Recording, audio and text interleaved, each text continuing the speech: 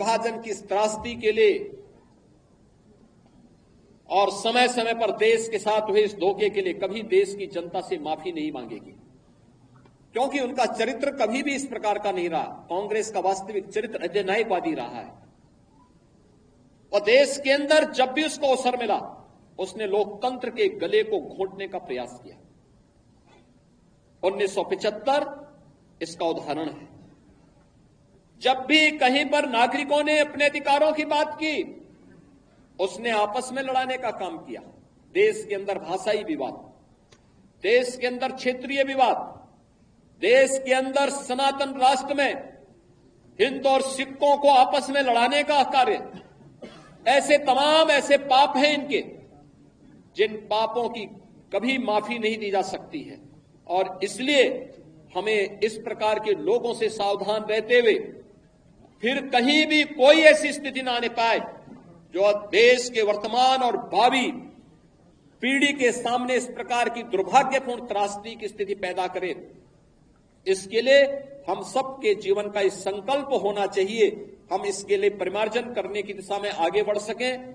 मैं धन्यवाद दूंगा उन वक्ताओं को जिन्होंने अपनी बातों को यहां पे रखा और खासतौर पर सरदार निर्मल सिंह ने बहुत अच्छे ढंग से उन्होंने एक बात भी यहां पे रखी कि त्रासदी किस प्रकार की थी। हमारी लखनऊ की पूर्व मेयर स्वयं उस त्रासदी का शिकार बनी थी, मात्र 1 वर्ष की, और 2 वर्ष के बाद उनके पिता उन्हें उस कैंप में मिल पाए जहां पर वे लोग, उनके परिवार के लोग त्रासदी के शिकार थे।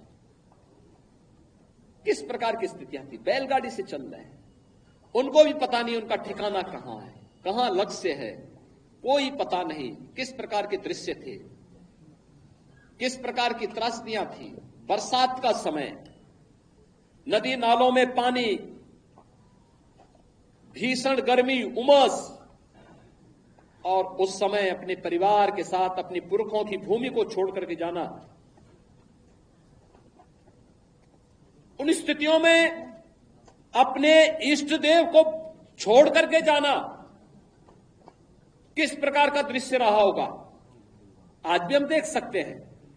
ननकाना साहिब में हमें गुरु नानक देव जी के प्रकाश पर्व में वहां कीर्तन का अनुमति नहीं होती है, नगर कीर्तन की अनुमति नहीं मिल पाती है, कोई भी आयोजन वहां करने की स्वतंत्रता नहीं होती है। और सिंध तो हिंदू बाहुल्य था, सिंध तो आज भी सिंधी बाहुल्यता का राज्य है, उसे पाकिस्तान में के अंदर क्यों जाने दिया गया। बांग्लादेश की आबादी 1947 में कितनी थी और कितने हिंदू थे, 22% हिंदू थे, आज उनकी संख्या घट करके कितनी रह गई है, 7 से 8% रह गई है। उसमें भी आपने अभी 1 सप्ताह पहले बांग्लादेश के हिंदुओं के उस प्रदर्शन को देखा होगा जो चटगांव में वहां के हिंदुओं ने किया था।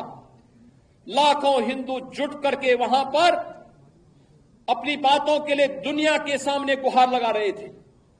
मैं धन्यवाद दूंगा, मैं अभिनंदन करूंगा उन हिंदुओं का जिन्होंने इतना साहस किया है कि पाकिस्तान के अंदर रहकर, बांग्लादेश के अंदर रह करके भी